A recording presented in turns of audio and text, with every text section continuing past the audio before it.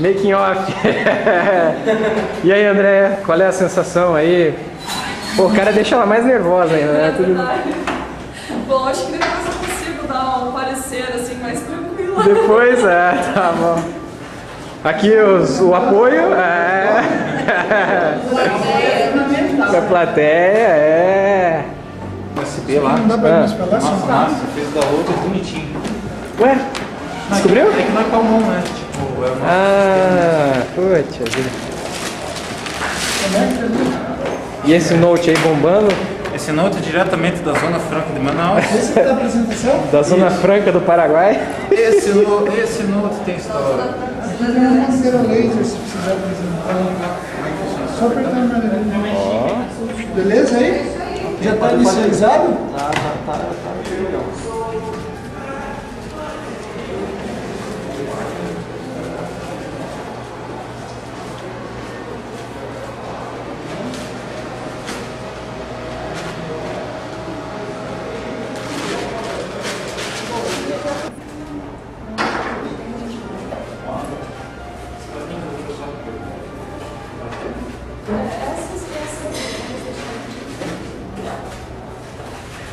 Dá um FN para transferir para o projeto. Tem que ver aí no seu laptop.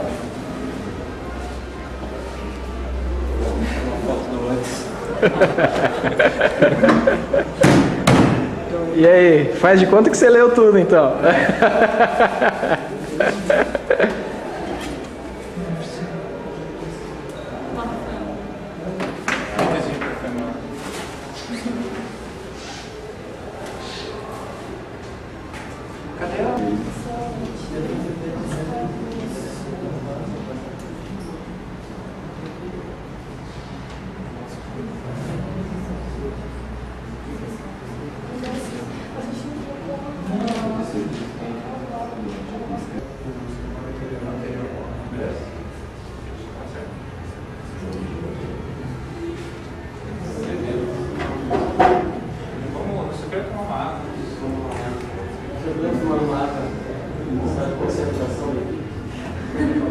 Quer pegar, vocês vão pegar. Na verdade, tá faltando um pão. A gente espera aí. Podemos esperar uns 5. Tome uma água e depois de boa. Eu acho que o Romão ele disse que ia se atrasar um pouquinho, ele aguenta uns 5 minutinhos, se não chegar em 5 minutinhos, ele meio que claro o processo. Tempo de tomar. Eu sei que tem uma aula. Primeiro, agradecer a presença dos professores, Sérgio Morilli, professor Dario, professor Lewandowski, que nos orientou, professor Rubão. Ontem eu disse para os meus colegas assim, hoje não é um dia de ficar estressado, hoje é um dia de comemorar, hoje é um dia de ficar feliz. Por quê? Porque hoje a gente vai mostrar o que nós fizemos, todo o nosso trabalho durante esses 3 últimos semestres letivos. A nossa equipe, a FAR Kids, ela começou muito antes do projeto final 1. Em torno do meio da engenharia, no 4º, 5º período, o Rafael chegou para mim e falou: Felipe, a gente podia fazer o projeto final junto e tal. Eu aceitei, beleza. Aí logo em seguida o André falou: Felipe, a gente pensa meio igual, vamos fazer o projeto final junto? Beleza. Eu pensei: pronto, fechou a equipe, perfeito. Logo em seguida o Rafael veio para a França, ficou um ano lá, ele voltou, nós mantivemos a palavra. E começamos então a pensar o que a gente ia fazer em projeto final. Se alguém quiser anotar o contato, a transparência vai estar disponível também depois do final. Nós procuramos organizar a palestra numa sequência lógica para que a gente possa passar o máximo do nosso trabalho durante a apresentação. O que é o nosso projeto? A gente discutiu várias vezes, reuniões, e a gente queria fazer algo na área de automação. Na área de automação existem projetos customizados, que são mais baratos, existem projetos um pouco flexíveis, que são um pouco mais caros, no caso do CFP. Então, o nosso objetivo era fazer um meio termo entre um projeto flexível e um projeto barato. Foi aí que nós tivemos a ideia de fazer um kit distribuído. É claro que o nosso objetivo não é concorrer com a VEG, não é concorrer com a Miller, não é concorrer com a Telemecanique.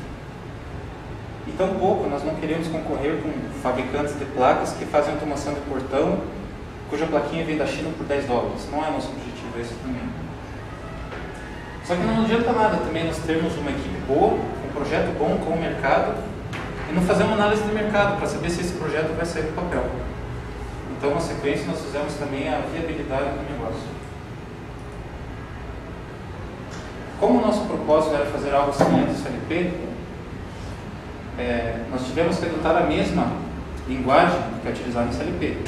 Por isso que nós adotamos a linguagem do diagrama de Relais. Veja, nossa ideia é sempre focada no cliente. O diagrama de Relais foi inventado lá no passado, por quê? Para que aquele operador, engenheiro, que só sabia trabalhar com linguagem de Relais, conseguisse fazer isso num microcomputador, através de teclado, mouse, utilizando a mesma linguagem. Isso facilitou a introdução da eletrônica nos relés eletromecânicos. Graph-sets também é um conceito utilizado em diagrama de relés, só que é um conceito um pouco superior. Existe um algoritmo que transforma graph-set em diagrama de relés. Diagrama de relés é orientado a contato e ligamento, a desenho de ligamento. Graph-set é orientado a eventos, etc. Então, como é que a gente faz um projeto flexível? Essa é a nossa ideia. Como que a gente vai fazer um projeto extremamente flexível? Então, a gente não optou por usar a mesma metodologia do CLP, cujo processamento é concentrado. No CLP, o programa, as entradas, saídas, interfaces são todos concentrados no único módulo. A nossa ideia é pegar uma placa master, cujo programa que vai automatizar a planta está gravado nela. Conectada a essa placa master estão as nossas slaves. Então, a slave vai fazer o papel do I/O, do AD, do DA, do motor de passo, de todos os slaves que nós criamos. A interface elétrica que a gente escolheu foi a RS485. E para fazer o programa que interpreta a linguagem elétrica, foi desenvolvido um software no PC. Então, o software do PC é responsável por analisar a linguagem elétrica que nós colocamos no computador. O software do PC faz a compilação dessa linguagem elétrica e descarrega através da interface RS232 a tabela de instruções. A master é responsável por analisar essa tabela, interpretar, porque a tabela não é compilada, ela é interpretada pela master, e em seguida é feita a distribuição das tarefas, comandos, eventos, solicitação de leitura. Para fazer esse projeto, nós dividimos em 3 partes básicas, elas ficam bem claras. A primeira parte é o hardware.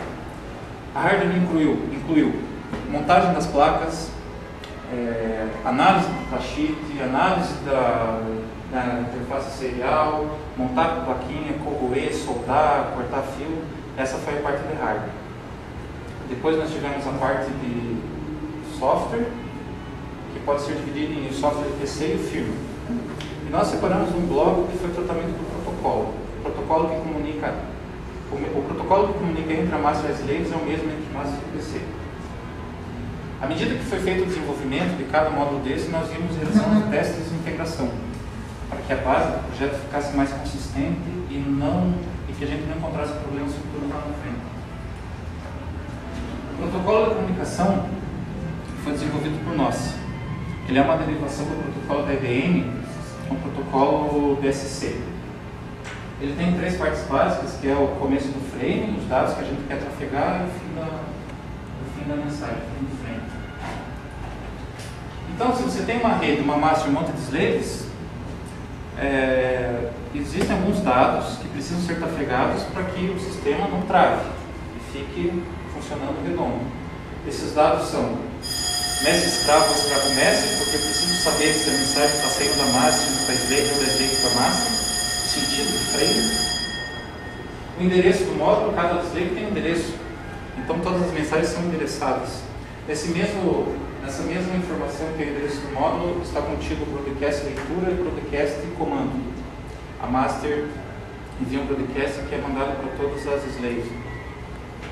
Depois é mandado o tamanho da mensagem, logo em seguida instruções e dados.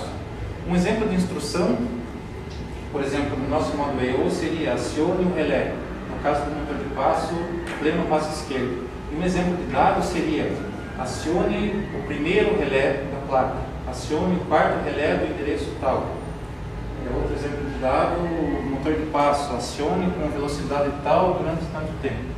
E por último, o código opositor dele para garantir a confiabilidade. Agora, no breve da sequência, detalhando os modos. Bom, primeiramente, boa tarde.